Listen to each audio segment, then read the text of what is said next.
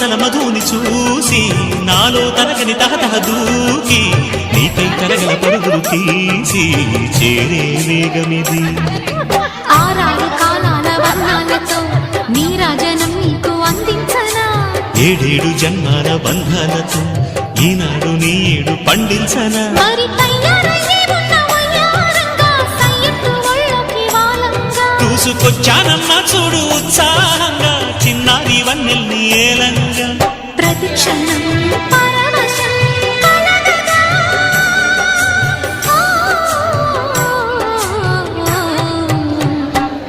మనసా పలకవే